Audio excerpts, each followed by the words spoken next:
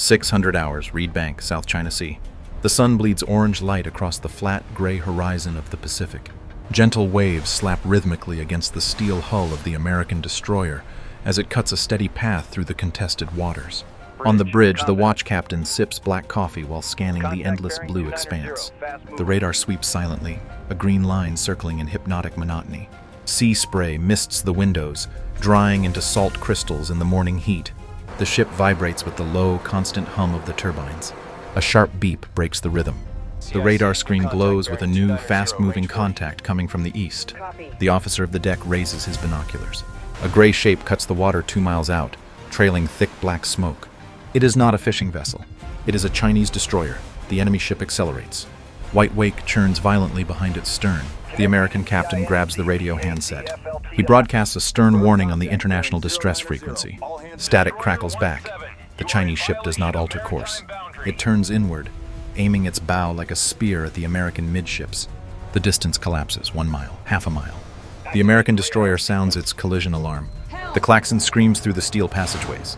Sailors tumble out of racks, grabbing helmets and life vests. Boots thunder against metal grates. The Chinese vessel looms large, blocking out the rising sun. Its main deck gun tracks the American bridge. The American ship leans hard to starboard, engines roaring in reverse to avoid the impact. Water boils around the screws. The massive steel bows miss each other by mere meters. The wind from the passing ship whips the American flag. Sailors on the deck rails lock eyes with their counterparts. A Chinese officer on the opposing wing bridge raises a megaphone and shouts commands that are lost in the wind. The air fills with the heavy thrum of diesel engines and the pungent smell of unburnt fuel. The American captain barks orders to weapons control. He authorizes the manning of all deck-mounted heavy machine guns. Security teams rush to the port rail, leveling assault rifles at the enemy ship now running parallel. The two steel giants coast side by side, separated by less than 400 yards of churning water. The silence holds for a heartbeat, heavy and suffocating. 6:15 hours, Reed Bank. The gap between the two warships shrinks to a knife's edge. The churning water between the hulls turns white with turbulence. The Chinese destroyer's horn blasts a deafening, prolonged roar that shakes the glass in the American bridge windows. The sound drowns out the wind. On the starboard wing, American sailors grip the rails, knuckles white, watching the gray wall of the enemy ship press inward. The Chinese vessel executes a sudden, aggressive hard turn to port. It tries to shoulder the American ship off its course. The American captain shouts for emergency evasive maneuvering. The helmsman spins the wheel. The ship lists violently, digging its side into the sea. It is not enough. The hulls collide. The sound is not a thud, but a high-pitched scream of tearing metal. Steel grinds against steel with the force of thousands of tons. Sparks shower down like fireworks, hissing as they hit the waves. The friction rips long strips of gray paint and railing from the American superstructure. The entire vessel shudders as if struck by a giant hammer. Inside the mess deck, tables overturn. Trays, cups, and unsuspecting sailors crash to the linoleum floor. Dust shakes loose from the overhead pipes. On the weather decks, the impact throws the security teams off balance. A Chinese sailor on the opposing deck scrambles to his feet. He raises an assault rifle. A 3-round burst cracks through the air. The bullets ping off the American bulkhead. One round strikes a frantic American sailor in the shoulder. He spins and collapses, blood dark against his blue camouflage. The American security team leader screams the order to engage. The starboard side erupts. American assault rifles and deck-mounted machine guns open fire at point-blank range. Tracers zipper across the narrow gap. Bullets shred the Chinese life rafts canister. They smash the windows of the enemy bridge wing. Glass explodes outward. A Chinese officer crumples over the railing, falling toward the water below. The heavy thump, thump, thump of a .50 caliber machine gun joins the chorus, chewing holes through the thin steel plating of the Chinese ship's radar deck. The American captain slams his hand on the console. He orders all engines back full. He screams for weapons free. The collision alarm is replaced by the deeper, more ominous gong of general quarters. The ships grind past each other, disengaging with a final groaning screech of twisted metal. The water between them is now stained with oil and debris.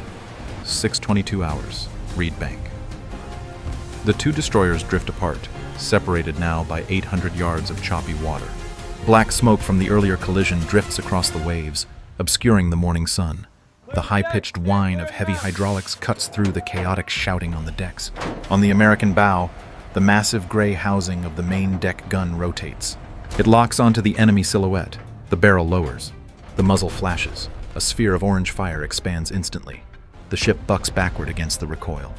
The sound arrives a split second later, a chest-crushing boom that rattles teeth. The 5-inch shell screams across the water. It slams into the Chinese ship's midsection. The impact is absolute. The steel hull plate disintegrates. A fireball erupts from inside the enemy superstructure. Debris, metal shards, piping, and burning insulation rockets into the sky. The Chinese ship returns fire immediately. Its forward gun barks. The round strikes the American forward deck, just below the anchor chains. The explosion rips a jagged crater in the weather deck. A shockwave sweeps aft. 2 sailors on a hose team are lifted off their feet and hurled against the bulkhead. They slide down, stunned, blood trickling from their ears. The American tactical action officer screams coordinates into his headset. He orders rapid fire. The autoloader mechanism inside the gun mount clanks rhythmically. The American gun fires again and again. Spent brass casings the size of trash cans clatter onto the deck. Another shell catches the Chinese helicopter hangar. The thin metal door shreds like paper. Aviation fuel ignites. A thick column of greasy black smoke joins the gray fog of war. The Spratly Islands are no longer quiet. 6:25 hours, Reed Bank. The air hangs heavy with the acrid stench of cordite and burning paint. The ocean surface boils as falling debris splashes into the waves. Inside the American bridge, the red emergency lighting casts long, dancing shadows. The crew grips the consoles, knuckles white, bracing against the rhythmic shudder of their own gun firing. Through the cracked ballistic glass, the Chinese destroyer is a silhouette of fire and smoke. Its forward turret swings again. It adjusts its elevation. The barrel points directly at the American command tower. The Chinese gun fires. The muzzle flash is the last thing the lookout sees. The shell strikes the starboard bulkhead of the bridge. The explosion tears the steel door off its hinges. It hurls the heavy slab of metal across the command center like a frisbee. The blast wave smashes the navigation consoles. Glass screens disintegrate into razor-sharp dust. Shrapnel sprays the room. The captain is lifted off his feet and slammed against the chart table. He slides to the deck, his uniform legs soaking with bright red blood.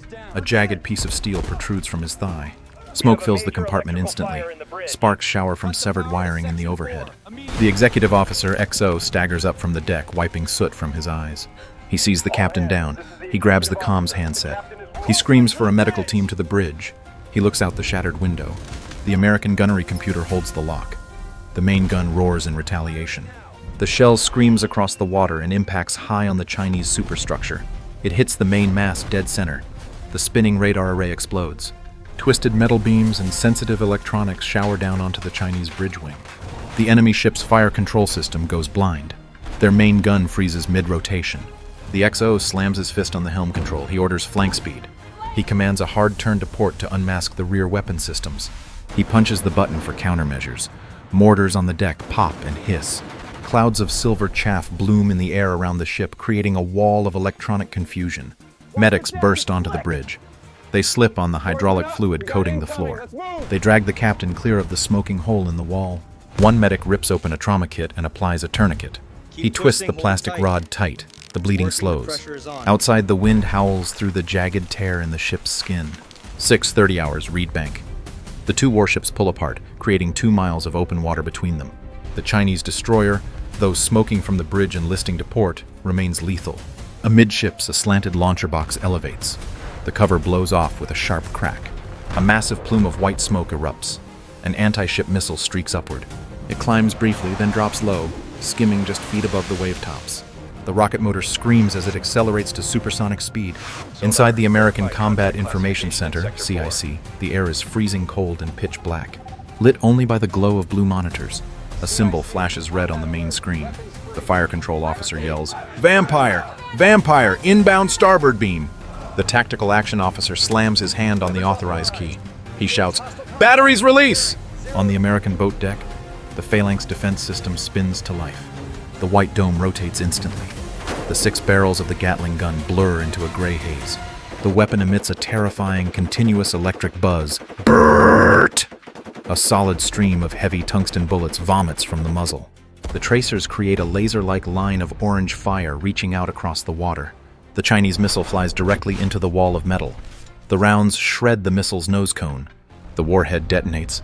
A massive orange fireball blooms in the air, 300 yards from the ship. The explosion sends a shockwave rippling across the water. But the smoke clears to reveal a second threat. Another missile streaks from the Chinese vessel. It flies lower, hiding in the spray of the waves. The phalanx gun swivels hard. It fires again. The buzzsaw sound tears the air. It is too late. The missile jukes. It bypasses the stream of bullets. It slams into the American superstructure just aft of the smokestacks. The impact is catastrophic. The explosion rips a 20-foot hole in the steel skin. Fire engulfs the portside passage. The force of the blast throws the ship sideways. Sailors in the damage control lockers are knocked off their feet. The lights flicker and die, replaced by the strobing red of emergency alarms. 0635 hours, Reed Bank. Fire devours the port corridor of the American destroyer. The heat is physical, a solid wall that blisters paint and melts wiring insulation. Thick, oily black smoke rolls down the passageways, choking out the emergency red lights. Damage control teams rush toward the inferno. They wear silver proximity suits that make them look like astronauts. They drag heavy hoses through the knee-deep water sloshing on the deck. "Nozzle man, ready!" The team leader screams through his mask. "Relieve the nozzle!" The hose stiffens as pressurized foam surges through it. The team leans forward, bracing their boots against the steel ribs of the floor. They kick open the watertight door. The fire roars like a jet engine, sucking oxygen from the air. Orange flames lick out, trying to engulf them. The nozzleman opens the bail. A thick white stream of chemical foam blasts into the room. The fire hisses and steams, fighting back against the suppression. On the bridge, the XO coughs in the smoky haze. The ship lists 5 degrees to port. He wipes sweat from his forehead. He looks at the weapons officer. "Clear tubes," he barks. "Match bearings. Shoot!" Amidships, the angled canisters of the harpoon launchers violently depressurize. The booster rockets ignite with a blinding white flash. 4 anti-ship missiles scream out of their tubes in rapid succession. They trail thick gray exhaust that mixes with the black smoke of the fire. The missiles drop low, skimming the wave tops, hunting the Chinese destroyer. The Chinese ship fires chaff and decoys. Silver clouds bloom. It is not enough. 2 missiles find their mark. The first slams into the Chinese waterline just below the rear helicopter deck. The explosion lifts the enemy's stern out of the water. A geyser of ocean spray and jagged steel shoots 200 feet into the air. The second missile strikes the main superstructure. It punches through the armor. It detonates deep inside the ship's engineering spaces. The Chinese vessel shudders violently. It immediately slows. Its engines die. The bow drops. The stern rises. Dark smoke pours from the ventilation stacks, signaling a total loss of propulsion. 645 hours, Reed Bank. The Chinese destroyer lists 20 degrees to starboard. Dark water laps dangerously close to its rail. Black smoke pours from the midsection, creating a low-hanging artificial cloud over the sea. On the stern of the American ship, the flight deck crew struggles against the tilting deck. They remove the chains from the naval helicopter. The rotors whip the air, building to a deafening scream. The pilot gives the thumbs up. The chocks are pulled. The helicopter lifts heavily into the humid air. It dips its nose and banks hard, skimming just 50 feet above the whitecaps. The pilot pushes the throttle. The aircraft accelerates toward the crippled enemy vessel. In the open side door, the gunner leans into his harness. He grips the spade handles of the heavy machine gun. He chambers a belt of ammunition. The helicopter roars over the Chinese ship. The gunner squeezes the triggers. The machine gun hammers violently. A stream of hot brass casings pours onto the helicopter floor. The bullets rake the Chinese weather decks. They chew up the fiberglass lifeboats. They shatter the searchlights. Sparks fly as rounds ricochet off the steel capstans. A group of Chinese sailors fighting a fire near the stack abandons their hoses. They dive behind a steel blast shield as the bullets stitch a jagged line across the deck plates. The helicopter banks for a second pass. The door gunner adjusts his aim. He targets the exposed bridge wing. The glass shatters inward. Suddenly, small arms fire erupts from the Chinese deck. Green tracers float upward, seemingly slow, then zip past the helicopter canopy. One round cracks the plexiglass windscreen near the co-pilot's head. The pilot shouts a warning. He yanks the cyclic stick back. The helicopter flares hard, climbing steeply away from the volume of fire. The engine whines under the strain as they seek altitude, leaving the burning ship below in a cloud of spray. So 700 hours, Reed Bank. The crippled Chinese destroyer wallows in the swells, listing heavily. Smoke still pours from its shattered superstructure, blending with the low gray clouds. To the naked eye, the ship looks dead, but beneath the waterline, the tubes flood. A burst of compressed air disturbs the surface. 2 heavy torpedoes eject from the enemy flank. They splash into the ocean and dive instantly. Their propellers spin up to speed. A high-pitched mechanical whine begins to cut through the depths. In the American sonar room, the silence shatters. The passive sonar display spikes with a bright green line. A horrific screeching sound fills the operator's headphones. He rips them off, eyes wide. He smashes the intercom button. Torpedo! Torpedo in the water! Starboard beam! Range short! On the bridge, the XO does not hesitate. He screams, "Right full rudder! All ahead flank!" The helmsman spins the wheel until it locks. The throttleman shoves the levers to the stops. The massive gas turbine engines howl. The ship shudders as the screws bite into the water. The destroyer leans violently to the right. The deck tilts at a sharp 30-degree angle. Books, coffee mugs, and loose equipment slide off the consoles and crash into the starboard bulkhead. Sailors grab onto overhead pipes, their feet dangling off the deck. The hull groans under the extreme G-forces. On the fantail, the torpedo countermeasures deploy. A winch screams, streaming a Nixie decoy line behind the ship. The device emits a loud electronic pulsing sound, trying to lure the incoming weapons away from the screws. "Countermeasures active!" the tactical officer yells, gripping his desk to stay upright. Two white trails streak across the ocean's surface, closing the distance at 50 knots. The first torpedo follows the decoy. It veers harmlessly past the ship's stern, detonating half a mile away in a plume of white water. The second torpedo does not follow the lure. It acquires the acoustic signature of the ship's hull. It corrects its course. It turns sharply. It aims directly for the American screws. The XO watches the wake close in. He braces himself against the radar console. He grabs the handrail. There is nothing left to do. 7:15 hours, Reed Bank. The white bubble trail of the torpedo vanishes beneath the churning wake of the American destroyer. The vibration of the gas turbines shakes the deck plates as the ship strains for speed. On the bridge, the XO stares at the stopwatch. 1 second. 0. The ocean behind the ship erupts. The torpedo strikes the starboard propeller shaft. The warhead detonates with the force of 600 pounds of high explosive. The blast lifts the stern of the 9,000-ton vessel 6 feet into the air. The ship whips violently upward, then crashes back down into the trough. The impact shatters the keel. Steel hull plating buckles and rips open like wet cardboard. The massive bronze propeller shears off the shaft. It tumbles into the black abyss. Inside the main engine room, the bulkhead collapses inward. A wall of seawater, moving at highway speeds, smashes into the turbines. It crushes the steel catwalks. It engulfs the lower-level watchstanders. Steam pipes burst, spraying superheated mist that scalds the air. The screaming whine of the engines cuts out instantly. Darkness swallows the compartment. On the bridge, the shockwave knocks every sailor to the floor.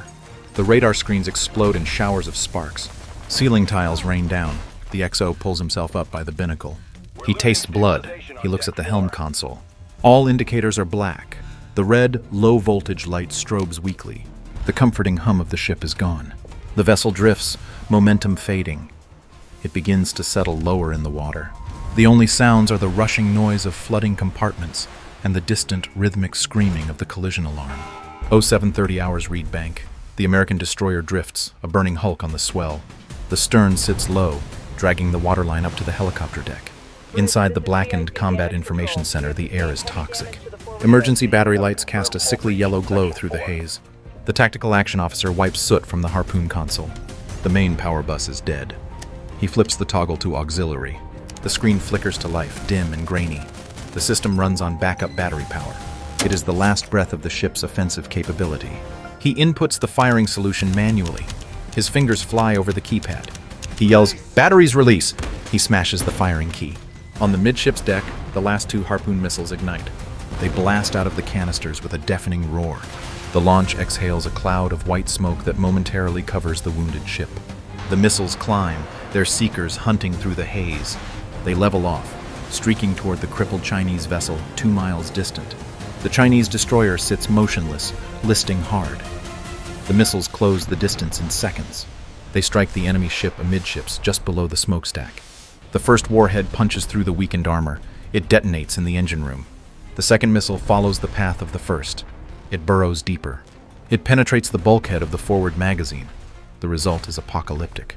The 5-inch shell propellant and missile warheads stored inside the Chinese hull detonate simultaneously. A blinding white flash outshines the tropical sun. The entire bow of the Chinese ship separates from the hull. It disintegrates into a cloud of spinning steel shrapnel. A mushroom cloud of fire and orange smoke rises 3,000 feet into the air. The shockwave races across the water at the speed of sound. It hits the American ship seconds later. The blast wave shatters the remaining glass in the bridge windows. It knocks the American sailors flat against the deck. The sound is not a boom, it is a physical crack that splits the sky. Metal rain falls into the ocean for a full minute. Where the Chinese destroyer once floated, there is now only a churning vortex of fire, oil, and sinking debris. So 800 hours, Reed Bank.